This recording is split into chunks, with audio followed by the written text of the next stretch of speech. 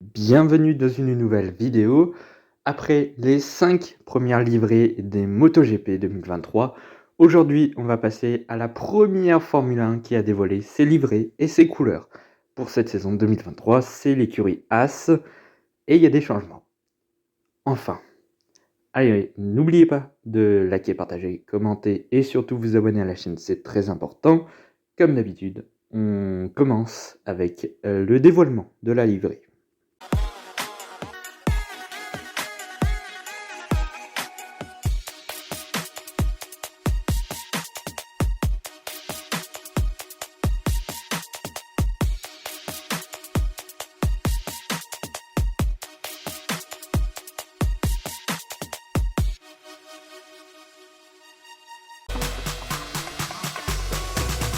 Voilà donc la nouvelle Haas VF23 pour cette saison 2023. On parle un petit peu déjà des couleurs de l'équipe.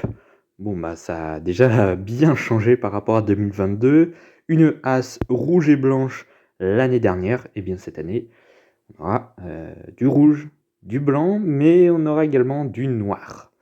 Ouais, sur les côtés on aura beaucoup de noir. Moi personnellement j'aime beaucoup cette livrée. Le design des numéros des pilotes qui change, qui était un petit peu repris du style de Mercedes l'année dernière. Niveau sponsoring, bon bah on a évidemment Monogram qui devient le sponsor titre de cette équipe Haas. Attention parce que les sponsors titres c'est pas forcément un très positif pour l'équipe depuis son arrivée. On a eu Rich Energy, on a eu Uralkali. Bon bah les deux se sont terminés assez vite et même au bout d'un an, même moins pour ce qui était de Rich Energy, et ça a fait vraiment chuter l'équipe. Donc espérons que pour ce partenariat avec Monogram, ça ne fasse pas la même chose. Ce serait bien dommage. Bon voilà, après l'arrière de la voiture également est rouge au lieu d'être blanche. Bon, ils ont inversé les couleurs à l'arrière sur l'aileron arrière. Voilà, le noir qui apparaît évidemment sur les pontons. Bon, voilà, niveau couleur, en tout cas, vous aurez compris, il y a eu pas mal de changements de couleurs. Et ça fait du bien, franchement, parce que là, depuis les dévoilements des MotoGP, en tout cas, il n'y avait pas vraiment de changement. Là, on a vraiment un changement. Là, ça fait du bien. Allez, maintenant, on va continuer avec la technique, parce qu'il y a quelques petits trucs à dire là-dessus. Tout d'abord, eh bien, les pontons qui sont repris un petit peu de la Ferrari de l'année dernière, avec cette fameuse baignoire. Voilà, des pontons qui sont assez ressemblables à celles de la Ferrari de l'année dernière. Après, ce qui m'a intrigué un petit peu, c'est au niveau de l'arrière de la voiture, au niveau du toit de la voiture. C'est ce découpage qu'on a juste au-dessus du numéro du pilote. Bon voilà, c'est pas un truc, je crois, hein, si je me trompe pas d'ailleurs, je crois que c'est pas un truc qu'on a vraiment vu sur les monoplaces de l'année dernière. Pour moi, c'est un petit concept, assez nouveau. Donc voilà, à voir s'ils vont mettre ça pour 2023. En tout cas, c'est assez intriguant, cette petite entrée d'air, sur l'arrière de la voiture. Après, est-ce que c'est vraiment fait esthétiquement ou ça a vraiment un rôle sur la voiture et sur les flux d'air? Moi, je suis pas vraiment calé pour vous dire ça, mais en tout cas, c'est très intriguant, ce petit concept. Sinon, au niveau de l'avant de la voiture, bon, pas trop de changements. L'aileron avant ne change pas énormément. Voilà, il y a pas énormément de changements à part ça. Ouais. Ceci dit, j'ai l'impression qu'ils ont un petit peu baissé l'aileron arrière, mais c'est peut-être juste visuellement. En tout cas, j'ai l'impression que c'est un petit peu plus abaissé que l'année dernière. Bon voilà, à part ça, sur la technique, il y a vraiment cette arrière de voiture et puis évidemment ces pontons ressemblant à Ferrari. Bon, maintenant on va passer au team principal et ensuite aux objectifs de l'équipe et des pilotes. Eh bien, comme depuis l'arrivée de Haas en 2016, c'est toujours Gunther Steiner qui va diriger l'équipe américaine. Et disons-le franchement, Gunther Steiner, il se fait plus passer pour le clown de service plus qu'un team principal. Faut dire que depuis son arrivée en 2016 chez Haas, il n'a pas forcément apporté grand-chose à l'équipe, si ce n'est son énervement quand les choses ne se passent pas très bien. On le sait en 2019, 2020, contre Kevin Magnussen, contre Romain Grosjean. Bon voilà, ça se passait pas vraiment super, super bien, j'ai l'impression. Ouais, c'est un petit peu compliqué. Ouais, est-ce que c'est vraiment le bon, personnage pour diriger cette équipe? Je ne sais pas vraiment. C'est un petit peu compliqué. Bon bref, Günther Steiner, il est là, mais bon, franchement, c'est pas le meilleur team principal qu'on ait. Bon, maintenant, qu'attendre de l'équipe As en 2023? Eh bien, je suis assez partagé puisque d'un autre côté, on annonce As comme pouvant atteindre le budget cap pour cette année avec le sponsoring avec MoneyGram. Maintenant, est-ce qu'ils vont pouvoir réussir à développer une très bonne voiture? Niveau esthétique, bon bah là on est bon, mais niveau performance, est-ce que la VF23 va être performante sur la piste? Ben, je suis assez dubitatif. On l'a vu, hein, ces dernières années, quand il y avait un changement, enfin il n'y a pas eu énormément de changements de règlement pour As, parce qu'elle est assez jeune, donc on n'a pas forcément vu beaucoup d'évolution niveau technique chez les Formule 1, mais bon, clairement, voilà, ils ont profité de ce nouveau règlement 2022, mais maintenant les équipes sont à peu près calées. As a toutefois moins de moyens, si ce n'est tout ce qui est argent du côté de MoneyGram, mais c'est assez compliqué quand même, surtout sur le long terme, hein. Sur le long terme, on sait très bien, As va très certainement développer 1 ou 2 fois sa voiture dans l'année, et puis c'est tout. Peut-être qu'avec ce surplus d'argent, on aura peut-être une As qui sera développée 3 4 fois dans l'année, mais est-ce que sur toute l'année, ils vont pouvoir marquer des points? Ça va être compliqué. On l'a vu l'année dernière, en début d'année, ils arrivaient à marquer des points de temps en temps, et puis en fin d'année, ça a été vraiment très compliqué. Il y avait quasiment plus de points en fin de saison. Donc, est-ce qu'ils vont, eh bien, poursuivre sur la lancée, malheureusement, de cette fin de saison 2022, ou est-ce qu'ils vont, eh bien, totalement changer de performance? Est-ce que la sera bien plus, performante sur la durée? Ça, on verra bien. Voilà, sur le début de saison, je pense qu'ils peuvent faire quelques petits trucs, mais, sur la durée, c'est encore le questionnement. Ceci dit, ils ont vraiment 2 pilotes qui sont bons, hein. Kevin Magnussen, il fait vraiment des performances correctes. Nico Hülkenberg, c'est quelqu'un qui a une valeur sûre du plateau, c'est quelqu'un qui s'adapte très rapidement aux voitures, mais ça j'en parlerai tout à l'heure, de Nico Hülkenberg. Enfin bref, ça fait un bon pilote, j'allais dire un bon deuxième pilote, mais voilà, c'est pas un deuxième pilote, mais vous avez compris. Enfin bon, ça fait un duo, plutôt performant, hein, sur le papier en tout cas, Magnussen-Hülkenberg, ça fait quelque chose d'assez solide. Donc à voir maintenant comment Hülkenberg et Magnussen vont pouvoir tirer, au maximum les performances de cette voiture. Ça va être très intéressant de voir un petit peu ce que va donner As. Bon évidemment, je l'ai dit tout à l'heure, la première attente de As, ça va être de performer sur tout le long de l'année et pas juste, par endroits et notamment au début de saison. Évidemment qu'on attend, un début de saison correct où il y a des points, où il y a des bonnes performances et peut-être même voir, un petit coup d'éclat, sur 1 ou 2 grands prix et puis, mais surtout ce que j'attends, c'est surtout le développement de la voiture parce que, depuis des années, ça n'a pas été fait. Est-ce que même ça a été fait un jour pour As de développer la voiture, plusieurs fois dans l'année? Je suis pas vraiment très sûr, si ce n'est peut-être en 2018 et encore. Heu, ouais, il va falloir absolument être performant sur tout le long de l'année, surtout vu les pilotes qu'ils ont donc ça peut vraiment s'il y a une bonne voiture, je pense que ça peut faire des gros résultats. Hülkenberg, c'est un bon pilote. Magnussen, il peut faire des trucs aussi. Franchement, je pense qu'ils ont eu la meilleure paire de pilotes depuis un petit moment. Je ne vais pas sous-estimer non plus Romain Grosjean, mais ah, je sais pas.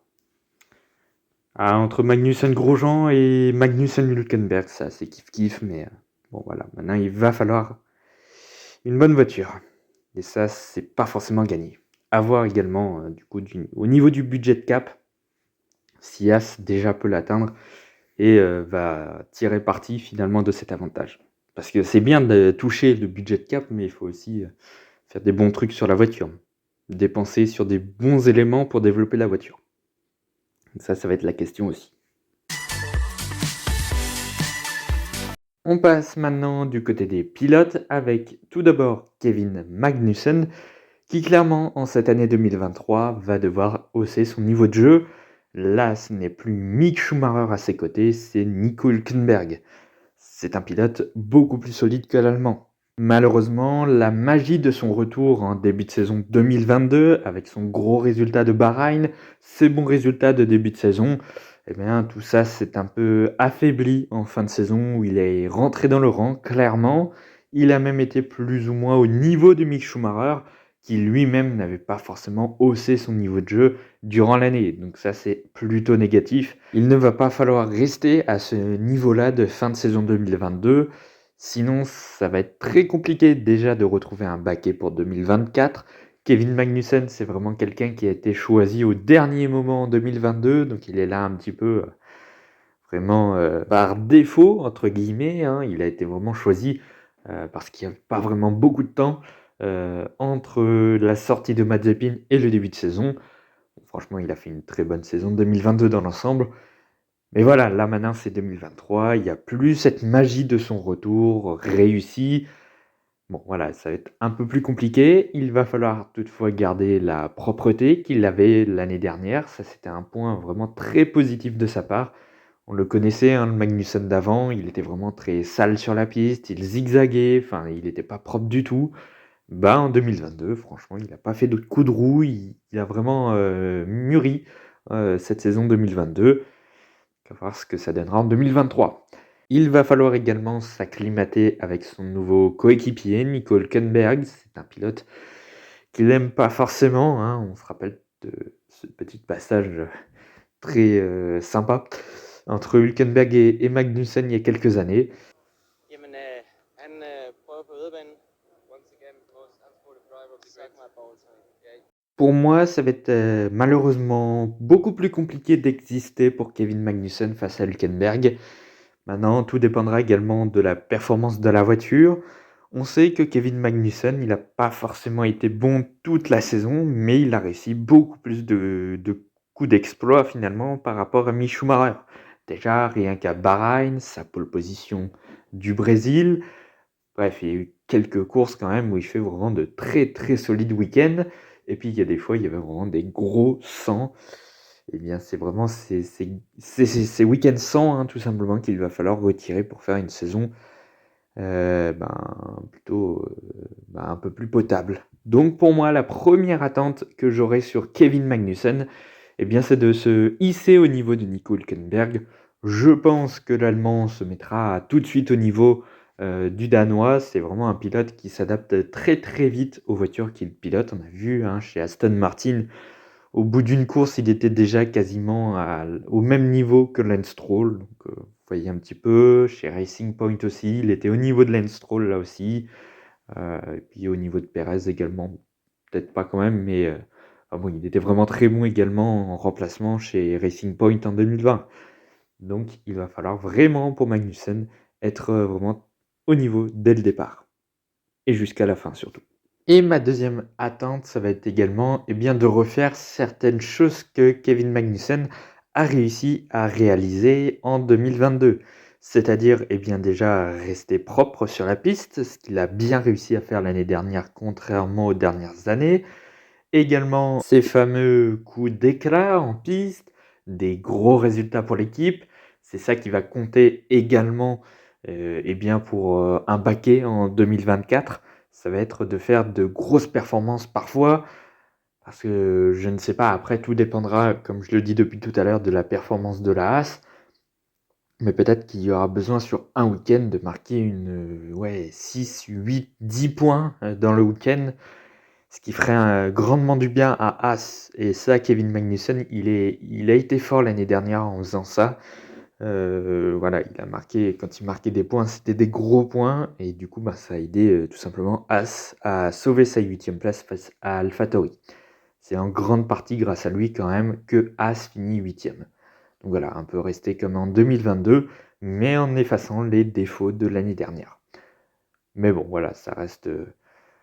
par rapport à 2020, en tout cas, il a vraiment fait une saison 2022 vraiment très correcte. J'ai hâte de voir ce que va le donner Kevin Magnussen en 2023. Et après Kevin Magnussen, on passe à Nico Hülkenberg qui revient en Formule 1. On avait pu parler de lui un petit peu dans une précédente vidéo au tout début de l'année 2023. Je crois que c'était la deuxième vidéo de l'année où je revenais sur les pilotes qui arrivaient en Formule 1 en 2023. On avait fait un passage sur lui au tout début. Voilà, si vous voulez un petit résumé de sa carrière, c'est là-bas que ça se passe. Mais aujourd'hui, on va rentrer un petit peu plus en profondeur pour les attentes qu'on aura de l'Allemand pour son retour. Je pense que pour un retour, les attentes sont plutôt élevées. Tout d'abord, il va falloir prouver qu'il a encore sa place en tant que titulaire. Ouais, sa dernière année en tant que titulaire dans une Formule 1, c'était chez Renault en 2019. Ça fait quand même 4 ans, quasiment 4 ans en tout cas, qu'il n'a plus été titulaire. Mais d'un autre côté, on a vu qu'il était toujours aussi solide. Chez Racing Point, il te claque une P3 en qualification et il fait P7 et P8 de ces 2 courses qu'il a participé. C'est quand même plutôt fort. L'année dernière, pour remplacer Vettel chez Aston Martin, il fait quasiment jeu égal avec Lance Stroll et il termine devant le Canadien assez largement lors du Grand Prix d'Arabie Saoudite de mémoire. Donc franchement, c'est quelqu'un de très solide, de quelqu'un qui s'adapte très rapidement à la voiture qu'il pilote, n'importe laquelle finalement. Et puis surtout, c'est un pilote qui a la réputation, tout simplement, de ne pas casser beaucoup de voitures. Et ça va économiser beaucoup d'argent pour Haas par rapport à ces 2 dernières saisons où il y a eu beaucoup trop de casses entre Mazepin et Schumacher en 2021 et entre Schumacher et Schumacher en 2022. Là, normalement, ça devrait casser déjà beaucoup moins de voitures. Magnussen devrait toujours peut-être en casser quelques-unes, mais bon, voilà. En tout cas, il y a un duo plutôt solide. Pour Nico Hülkenberg, la première attente que je lui fixe, c'est déjà d'être devant Kevin Magnussen. Ça prouvera déjà qu'il a toujours sa place en Formule 1 parce que le fait que Nico Hülkenberg se retrouve derrière Kevin Magnussen, je peux vous dire que ça va pas plaire déjà aux fans de une, parce qu'il y a beaucoup de fans de Mick Schumacher, grâce au nom très certainement, qui ont encore les boules que Schumacher soit parti et qu'il était remplacé par Hülkenberg. Donc il va falloir prouver qu'il a sa place. Et puis même dans l'équipe, ça va pas être terrible. L'équipe lui fait confiance. Donc il va pas falloir trahir cette confiance, tout simplement. Il va falloir vraiment performer et être au-dessus de Kevin Magnussen. Alors évidemment, si Hülkenberg ne fait que des P15 à chaque course, mais que la voiture est une catastrophe, bon, voilà, ça va être un petit peu plus compliqué à juger. Mais bon, voilà, tant qu'il est devant Magnussen, je pense que déjà, ce sera une preuve qu'il mérite encore sa place en Formule 1. Et moi, je n'en doute pas, malgré ses 35 ans à peu près, je ne sais plus exactement, mais disons qu'il est encore solide, le bonhomme. Bon, j'aurais envie de lui fixer un deuxième objectif, de monter sur le podium et d'arrêter cette série de 181 Grands Prix consécutifs sans être monté sur le podium. J'avais fait une vidéo sur quelques records et lui était apparu d'ailleurs sur l'un de ces records. Bon, je crois que sur une As, il y a peu de chances qu'il aille taper un podium. Ou alors c'est vraiment un exploit et là il re-signe pour 3 ans directement chez As. Je peux vous dire que As a toujours pas eu de podium, donc c'est très compliqué quand même pour Hülkenberg d'aller en taper un. Mais bon, sait-on jamais. Non, vraiment, ce que je demande à Nico Hülkenberg, c'est d'être devant Kevin Magnussen et puis d'être régulier, d'être performant. Franchement, s'il tire au maximum la performance de sa voiture, je pense que ça peut faire de très beaux résultats chez As. Maintenant, voilà, tout dépendra également de la performance de la voiture. On l'a bien vu l'année dernière chez Aston Martin avec une voiture qui ne fonctionnait absolument pas en début de saison. Hülkenberg a tout simplement rien pu faire. Voilà, c'est tout pour la présentation de cette As VF23. On se retrouve dans 3 jours, si je ne me trompe pas, pour la présentation de la Red Bull 2023. N'oubliez pas de liker, partager, commenter et surtout vous abonner à la chaîne, c'est très important comme d'habitude. Moi je vous dis, eh bien, tout simplement, à bientôt.